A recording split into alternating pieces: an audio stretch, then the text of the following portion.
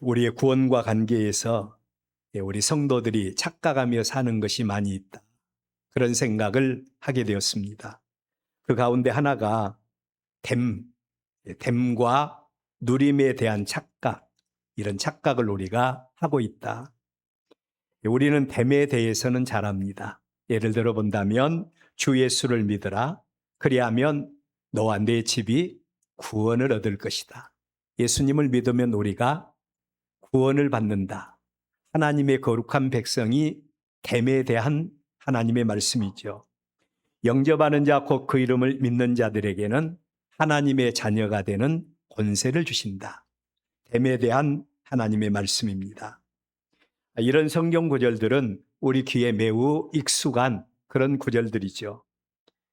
우리는 죄인이고 죄로 말미암아 하나님의 영원한 심판 가운데 놓여 있는 자들이다. 이러한 죄인을 사랑해서 사랑 많으신 하나님께서 그의 아들 독생자를 예수로 기름을 부어 주셨다. 예수가 누구인 줄 아시죠? 저희 백성을 자기 죄에서 구원하실 자. 그 예수로 하나님이 그리스도 기름 붓다 기름을 부어서 이 땅에 보내셨습니다. 이 예수님에 대해서 우리는 내가 누구인가를 알아야 합니다. 우리는 허물과 죄로 원죄와 자범죄로 인해서 죽을 수밖에 없는 자들이었다. 예수님이 나를 위해서 행하신 일, 우리의 죄를 대신해서 십자가에 못 박아 죽으셨고 그리고 우리의 모든 구원을 완성하셨다. 누구든지 자기 죄를 자복하면 하나님의 자녀가 되는 권세를 주신다. 여러분, 저는 이러한 믿음을 됨의 믿음이라고 생각해요. 즉 우리가 예수님을 믿음으로 하나님의 자녀가 되는 권세라고 하는 말씀입니다. 그래서 우리는 전도를 하면서도 영접 기도를 시키죠.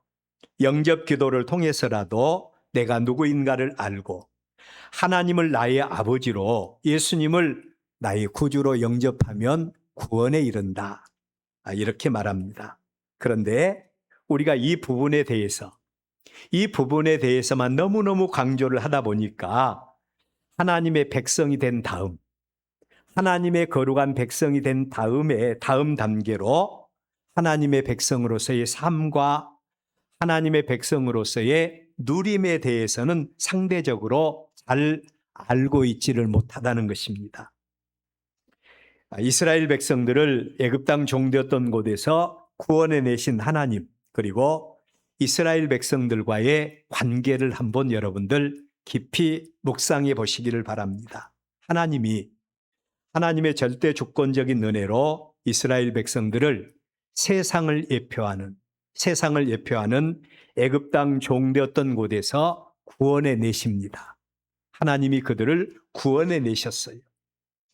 하나님의 구원하심으로 이스라엘 백성들은 이제 더 이상 그들은 애굽의 종이 아니라 하나님의 거룩한 백성의 신분이 되게 된 겁니다.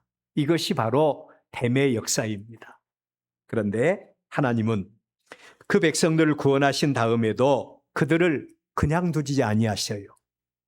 그들을 그냥 두지 아니하시고 그들을 친히 불기둥, 구름기둥으로 인도하십니다. 그 백성들을 위해서 필요할 때마다 하나님께서는 그들의 길을 인도하시는데 그들의 필요를 아시고 그 백성들이 구할 때마다 응답해 주세요.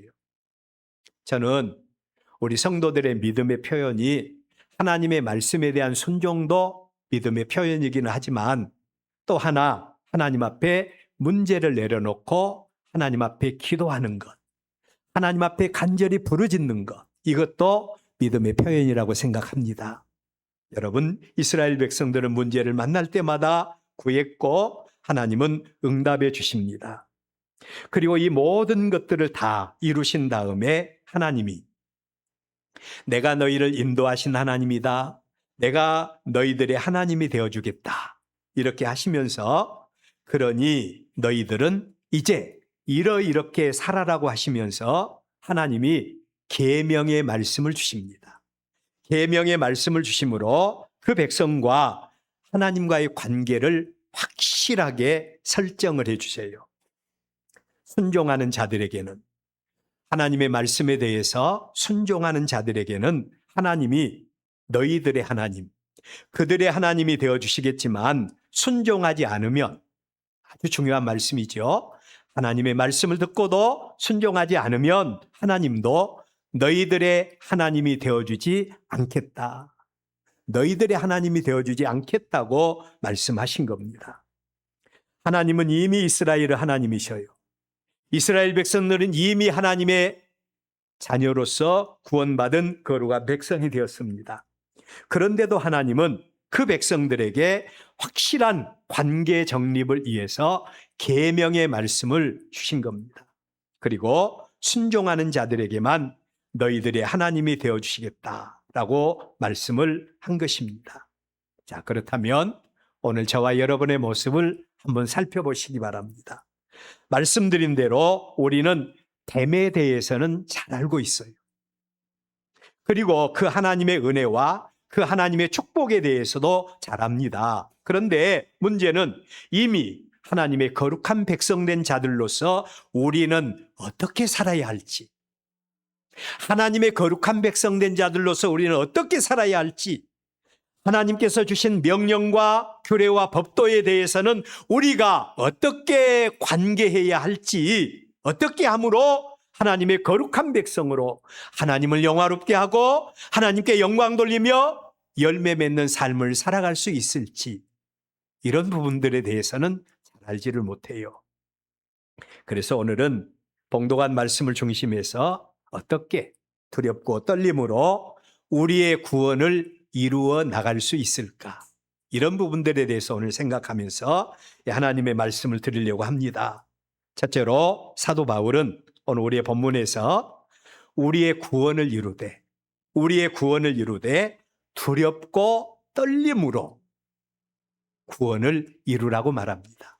여러분, 우리가 하나님을 믿되 두 가지 믿음이 있어요.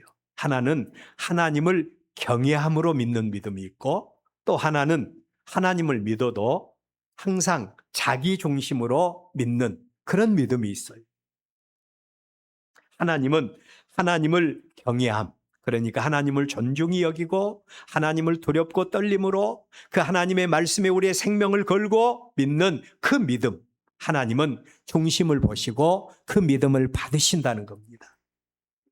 여러분, 여기 두렵고 떨림으로 이루어야 할 우리의 구원이 어떤 구원입니까? 헬라어로 소테리아라고 하는 말인데 두 가지 의미가 함축된 그런 구원이에요. 첫째로는 중생함으로 얻는 구원의 의미가 있습니다. 우리가 허물과 죄로 죽었지 않아요. 그런데 하나님께서 우리를 예수 그리스도 안에서 죄사함 받게 하고 우리의 모든 죄과를 다 도말하신 다음에 우리를 하나님의 거룩한 백성으로 삼으셨지요. 이걸 가리켜서 우리는 중생이라고 말합니다. 그래서 우리의 믿음은 중생함으로 얻는 구원, 이게 바로 소테리아라고 하는 의미가 있고요. 또 하나는 종말론적인 구원을 의미하기도 합니다. 사람이 한 번 죽는 것은 정해진 이치고 그 다음에는 뭐가 있다고요? 하나님의 심판이 있다는 겁니다. 그 다음에는 하나님의 심판이 있는데 그 심판 가운데서 구원 얻는 것, 이 구원을 가리켜서 소테리아라고 하는 이 단어를 사용하기도 합니다. 그러니까 바울이 강조한 이 소테리아라고 하는 말은 사람들이 죄와 허물로 인해서 하나님 앞에서 반드시 받아야 할 구원, 그리고 영원한 심판 가운데서 반드시 받아야 할 구원에 대한 복합적인 의미로 이 소테리아라고 하는 단어를 사용했고요. 이 구원을 우리는 이에서 두렵고 떨림으로 이루어 가야 된다고 강조를 한 것입니다. 바울이 이처럼 강조한 이 구원에 대한 바른 인식에 대해서 우리는 몇 가지 주목을 해볼 필요가 있어요. 첫째로 이 말씀을 한 바울이 누구인가에 대해서 우리는 알 필요가 있습니다. 우리가 잘 아는 대로 원래의 바울은 세상에 적을 두고 살던 사람이었어요. 오직 세상에 적을 두고 살던 사람. 오직 세상적인 가치관만을 가지고 살던 사람, 눈에 보이지 않는 하나님을 두려워하지 않고 예수 그리스도 안에서 주어진 하나님의 은혜, 관심도 없던 그런 사람이었죠. 그런데 그런 그가 전혀 다른 사람으로 변화된 것, 그리고 그가 구원에 이르는 믿음에 이렇게 목마르게 된 이유는 그가 삼층천 하나님의 나라를 체험한 다음부터 이런 마음을 갖게 되었다는 겁니다. 이런 마음을 갖게 되었어요. 이러한 배경을 가진 바울이었기에 구원에 이르는 믿음이 얼마나 소중한가를 누구보다도 더 잘 알고 있었다는 것. 누구보다 더 잘 알고 있었어요. 그랬기에 그는 두 번째로 그의 구원을 이루기 위해서, 우리의 구원을 이루기 위해서 우리는 그냥 저희 차영이 그렇다 그래요. 시동생들을 전도하는데 교회 안 나오면 문도 안 열어주고 밥도 안 주고 그랬다 그러니까 시동생들이 오늘 집안 편하기 위해서는 교회 가자. 그렇게 해서 교회에 나왔다 그러더라고요. 지금은 장로님이 되시고 안수 집사님이 되고 그렇게 하셨는데, 자 여러분, 우리가 우리의 구원을 이루기 위해서 그냥 집안 편안하기 위해서 교회에 나오는 게 아니라, 시간 여유가 있으니까 교회에 나오는 것이 아니라, 우리의 구원을 우리는 두렵고 떨림으로 우리의 구원을 이루어 가야 된다고 경고를 한 것입니다. 바울이 이렇게까지 말한 이유가 있어요. 로마서 7장 24절에 보면 오호라 나는 곤고한 사람이로다. 이 사망의 몸에서 누가 나를 건져내랴. 바울은 이미 삼층천 하나님의 나라를 체험했다고 했잖아요. 내세에 대한 분명한 지식을 가지고 있었기에 그에게 있어서 최고의 가치관은 구원에 이르는 믿음을 갖는 것이었어요. 구원에 이르는 믿음을 갖는 것이었고 구원에 합당한 삶을 사는 것이 바울의 가치관입니다. 그런데 마음은 온이로되 육신이 약해서 연약한 자기 자신을 바라보면서 죄악 가운데 있는 자신을 바라보며 한탄하면서 한 고백이 바로 이 고백이에요. 여기서 우리가 한 가지 짚고 넘어갈 말씀이 있습니다. 죄의 종과 의의 종의 차이입니다. 아까 말씀드린 대로 이 땅에 의인은 없나니 한 사람도 없습니다. 우리는 모두가 다 죄인이었고 그리고 모든 사람이 죄를 범하여 하나님의 영광에 이를 수가 없는 겁니다. 그러나 이 세상에는 예수 안에서 구원받아서 의의 종이 된 사람이 있어요. 그리고 이 세상에는 아직도 죄의 종에 머물러 있는 사람이 있습니다. 여러분은 그 차이가 뭐라고 생각해요? 사도 바울이 고백한 대로 믿는 사람이나 믿지 않는 사람이나 똑같이 죄에서 자유할 수는 없습니다. 어떤 사람이 저의 인상을 보고 인상이 참 좋다 그래요. 그래서 예수 믿는 사람 같다고 생각을 한다고 그래요. 이번에 제가 목회자 전국 수양에 가서 설교를 했습니다. 300명 이상이 모이는 그런 곳에 가서 설교를 했는데 어떤 목사님이 목사님 얼굴이 꼭 예수님 얼굴 같다 그러더라고. 그렇게 보이기는 했겠어요. 그렇지만 그렇게 보였다는 겁니다. 그런데도 불구하고 여전히 저는 죄악 가운데 머물러 있는 사람입니다. 죄를 짓지 않으려고 해도 죄악 가운데 있는 나 자신의 모습을 발견하면서 바울이 했던 것과 똑같은 그런 고백을 해요. 오호라 나는 곤고한 사람이다. 누가 나를 이 죄와 사망에서 건져내려고 탄식하는 모습인 겁니다. 그럼에도 불구하고 자 바울이 고백한 대로 믿는 사람 어떤 사람인가? 어떤 사람이 의에 속한 사람인가? 거듭난 하나님의 백성들은 같은 죄를 지으면서도 그게 죄인 줄 아는 겁니다. 죄가 죄인 줄 알아요. 그리고 그 지은 죄에 대해서 하나님, 나는 약합니다. 나는 부족합니다. 그러면서 또 내가 죄를 지었습니다. 애통해하는 자세, 통탄히 여기는 자세, 회개하는 마음, 이게 바로 그리스도인의 마음인 줄로 믿습니다. 그러나 거듭나지 못한 사람, 아직도 세상에 속하여 있는 사람은 죄를 지어놓고도 죄에 대한 감각이 전혀 없어요. 그것이 죄인지 죄가 아닌지도 모르고 죄를 짓고서도 회개하지 않고 계속해서 그 자리에 머물러 있는 사람, 이런 사람은 아직도 죄의 종으로 살아가는 사람이 그들이라는 겁니다. 사도 바울은 거듭난 하나님의 거룩한 백성으로서 구원의 은혜가 무엇인 줄 알고 있었기에 그가 복음으로 낳은 아들과 같은 빌립보 교회 성도들에게 그 구원의 가치와 그 구원을 대하는 자세가 어떠해야 될 것인가를 분명하게 말하고 있는 것입니다.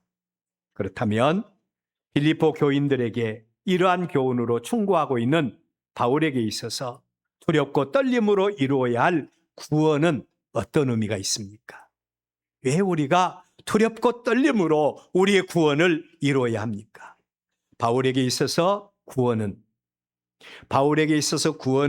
자신의 모든 가치와 생명을 다 들여도 아까울 것이 없는 목적 그 자체가 바울에게 있어서 구원이었던 것입니다. 바울에게 있어서 이 세상의 모든 것은 다 안개요, 이슬이요, 불에 타버릴 수밖에 없는 재와 같은 것에 불과한 것이 바로 이 세상이었어요. 그러나 구원은 영원한 생명에 이르는 능력이 있습니다. 삼층천 하나님의 나라에서 진정한 구원에 이르는 의미를 깨달아 알고 있는 바울에게 이 세상의 모든 것은 다 배설물에 지나지 않다고 생각을 했던 거예요. 예수 그리스도 안에서 구원받고 예수 그리스도 안에서 생명 얻어 하나님의 자녀된 저와 여러분에게 있어서 예수 그리스도의 구원의 은혜가 어떤 은혜입니까? 이 세상이 그 어떤 것보다도 소중하게 여기는 것이 하나님과 나와의 관계입니까? 그렇다면 두 번째로 우리가 왜 우리의 구원을 두렵고 떨림으로 이루어가야 되는가? 그 이유는 첫째로 우리가 적을 두고 있는 곳이 세상이기 때문에 우리는 우리의 구원을 위해서 두렵고 떨리는 마음으로 우리는 구원을 이루는 자세를 가져야 된다는 거예요.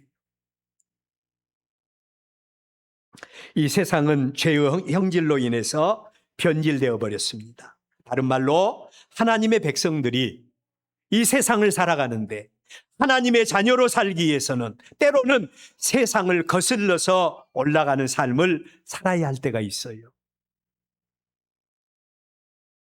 이 일이 절대로 쉬운 일이 아닙니다. 예를 들어 본다면 하나님께서 북이스라엘의 첫 번째 왕으로 여로보암이라고 하는 왕을 세우셨지 않아요? 그를 기름 부어서 왕으로 세우셨습니다. 여로보암에게 있어서 하나님은 전능의 하나님이셨지요. 전능의 하나님. 그 하나님은 한 나라를 세우기도 하시지만 한 나라를 폐하기도 하시는 그런 하나님이신 것을 여로보암은 체험을 통해서 알게 됩니다. 한 나라뿐이겠어요? 우리의 생사화복, 흥망성쇠가 하나님의 손에 달려 있습니다. 이 사실을 여로보암은 체험을 통해서 알게 된 거예요. 그 하나님께서 여로보암에게 두 번째 직접적인 언약의 말씀을 주셔요. 네가 만일 하나님을 경외하고 하나님의 계명과 하나님의 율례와 하나님의 법도를 지켜 행하면 다윗 왕가에게 부어준 그 은혜를 너의 후손들에게 부어주겠다는 겁니다. 이게 하나님의 약속이었어요. 그런데 그런 하나님의 언약에 대해서 여로보암은 어떻게 반응을 합니까?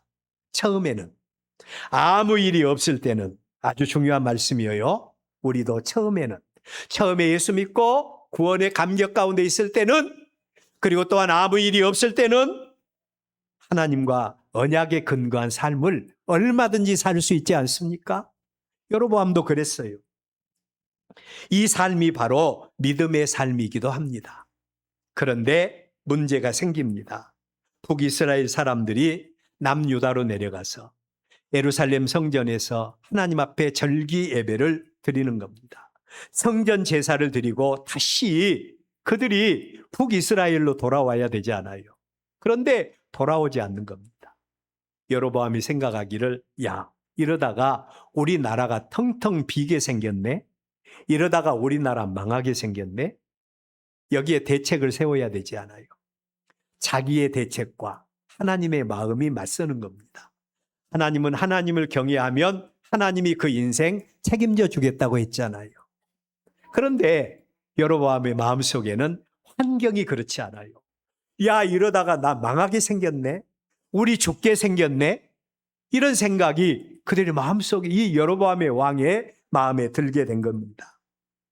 이때에 여로보암 왕에게는 결단이 필요합니다. 하나님인가 아니면 자기의 유익인가? 이게 바로 우리 성도들이 싸워야 할 영적인 싸움입니다. 여로보암만 이런 경우를 당한 게 아니에요. 우리의 삶 속에서 얼마든지 세상이냐 하나님의 말씀이냐, 우리는 얼마든지 영적인 싸움을 싸워야 되지 않습니까? 영적인 싸움을 싸워야 됩니다. 하나님, 우리도 하나님의 은혜로 택함받은 하나님의 거룩한 백성들이에요. 그리고 우리도 하나님의 언약의 말씀을 받았습니다. 순종하면 하나님이 우리 하나님이 되어주겠다고 분명하게 약속하셨지 않습니까? 보통 때, 평안한 때, 문제가 없을 때 하나님의 백성으로 사는데 아무런 지장이 없을 때는 전혀 문제가 되지 않아요. 이때 우리가 믿음으로 사는 것, 뭐 그게 대수입니까? 그냥 하나님 앞에 나오면 되는 거지요. 그리고 예배드리면 되는 거지요. 그러나 삶 속에 문제가 만났을 때, 삶 속에 문제가 발생했을 때, 우리의 이권과 관계된 이런 때, 오늘 교회 나가지 않고 우리가 하루 나가서 일을 한다면 우리의 이권과 관계에서 생각해 볼 때 얼마나 수입을 올릴 수 있는데, 또 오늘 아주 귀한 사람을 만나야 되는데, 혹시 만나지 않으면 앞으로 나의 삶 속에서 많은 지장이 있는데, 오늘 또 사랑하는 자녀들을 만나야 하는데, 또 사랑하는 이웃들을 만나야 하는데, 오늘 또 우리의 관계 속에서 누구를 만나야 하는데, 우리의 이권과 관계될 때 우리는 하나님 편에 설 것인가 아니면 내 편에 설 것인가, 우리에게서 취사 선택을 해야 될 그런 때가 있습니다. 이럴 때에 우리는 과연 무엇을 선택할 수 있겠는가? 여기에 영적인 싸움이 치열하게 벌어집니다. 영적인 싸움이 치열하게 벌어져요. 무엇을 택할 것인가? 이때 우리는 두렵고 떨림으로 하나님의 구원을 이루어 나가는 자가 되어져야 합니다. 우리가 왜 이 일을 행해야 됩니까? 우리 안에 하나님의 구원이 있고, 우리 안에 하나님의 역사가 있고, 우리 안에 하나님의 축복이 있기 때문입니다. 여로보암을 보십시오. 영적인 싸움에서 확실한 구원을 이루지 못했을 때 하나님의 언약이 그에게서 떠나가 버렸어요. 하나님의 언약이 그에게서 떠나버렸습니다. 그 징조로 여로보암이 쌓는 제단이 무너지는 비참한 사실을 경험하게 됩니다. 우리가 왜 영적인 싸움에서 승리해야 하고, 우리가 왜 우리의 구원을 떨림으로 이루어야 하는가? 우리의 믿음은 날마다의 삶 속에서 영적 싸움을 통해서 증거가 되어져야 됩니다. 증거가 되어져야 돼요. 나무는 그 열매를 보아서 알 수 있다고 하지 않아요? 그렇죠? 성도의 믿음도요, 삶 속에서 영적인 싸움을 통해서 그 행위를 통해서 나타나는 열매를 보고 우리의 믿음을 알 수가 있다는 겁니다. 입술에만 발린 믿음은 하나님께 인정받을 수 없어요. 예수님이 이 땅에 오셔서 공생의 사역을 행하실 때 맨 처음에 예수님을 알아봤던 자가 누굽니까? 사탄 마귀지 않아요. 예수님을 알았어요. 예수님을 보고 떨었어요. 그럼에도 불구하고 그 믿음은 하나님이 인정해 주시지 않았습니다. 우리의 영적인 싸움에서 승리하고 우리의 구원을 이루는 믿음의 열매를 맺어야 하나님은 그 열매를 통해서 우리 가운데 관계해 주실 줄로 믿으시기를 바랍니다. 마지막으로 두렵고 떨림으로 우리의 구원을 이루기 위해서 우리가 간직해야 될 자세가 있어요. 믿음의 자세입니다. 여러분, 우리가 두렵고 떨림으로 우리의 구원을 이루기 위해서 오직 하나님만을 신뢰하는 믿음을 가지십시오. 하나님만을 신뢰하는 믿음을 가져야 됩니다. 구원을 이루는 믿음과 하나님의 은혜에 동참하는 믿음을 방해하는 가장 큰 적이 있는데 그게 바로 나라는 적입니다. 내가 하나님의 백성으로 살아가는데 가장 큰 적입니다. 내가 살아있는 사람은 절대로 우리의 구원을 이룰 수가 없습니다. 하나님의 말씀인 성경에 등장하는 인물들을 보십시오. 내가 살아있어서 성공한 사람 누가 있습니까? 이스라엘의 첫 번째 왕으로 세움받은 사울왕을 보세요. 그가 살아있으니까 하나님의 말씀대로 순종하지 않았더니 하나님이 사울을 버리셨지 않아요? 세상에서 가장 미련하게 보이는 사람이 하나님을 믿는 사람인 것 같아요. 뻔히 손해볼 줄 알면서도, 뻔히 망할 줄 알면서도 하나님의 뜻이라면 무조건 순종하고 무조건 복종하는 이 믿음, 얼마나 어리석어 보입니까? 처음에는 손해봅니다. 처음에는 망하는 것 같습니다. 처음에는 사람들에게 따돌림 당하는 것 같습니다. 그러나 결정적인 순간에 하나님이 그들의 삶을 책임져 주십니다. 하나님이 책임져 주십니다. 그 믿음의 증거가 히브리서 11장 믿음의 영웅들을 통해서 잘 나타납니다. 자, 우리가 두렵고 떨림으로 우리의 구원을 이루기 위해서 오직 하나님만을 신뢰하는 믿음을 가져야 합니다. 두 번째로 성령의 도우심을 받아야만이 영적 싸움에서 승리하고 구원을 이룰 수가 있습니다. 육을 가진 사람은 한계가 있어요. 아무리 믿음을 고백하고 아무리 깊은 영성을 가지고 있다고 해도 육체의 정욕 앞에서 넘어지지 않을 사람은 아무도 없어요. 육체의 정욕에서 넘어질 사람 아무도 없습니다. 베드로를 보세요. 다 주를 버릴지라도 나는 주를 버리지 않겠다고 확신했지 않습니까? 그래서 다른 제자들은 다 주님을 버렸지만 끝까지 주님을 따랐던 베드로. 그런데 그 현장에서 예수님을 3번이나 모른다고 부인하지 않습니까? 그러나 그런 베드로에게 성령이 임하였을 때 그는 사람 앞에보다도 하나님 앞에 드러나는 삶을 택하는 모습을 바라보게 됩니다. 오늘 여러분, 우리가 두렵고 떨림으로 우리의 구원을 이루기 위해서 반드시 성령의 도우심을 받아야 합니다. 그래야 영적 싸움에서 승리할 수가 있습니다. 마지막으로 성령의 도우심을 위해서 반드시 필요한 믿음이 기도와 순종입니다. 기도와 순종이에요. 하나님은 우리의 약함을 잘 알고 계세요. 우리의 형편과 처지 다 알고 계십니다.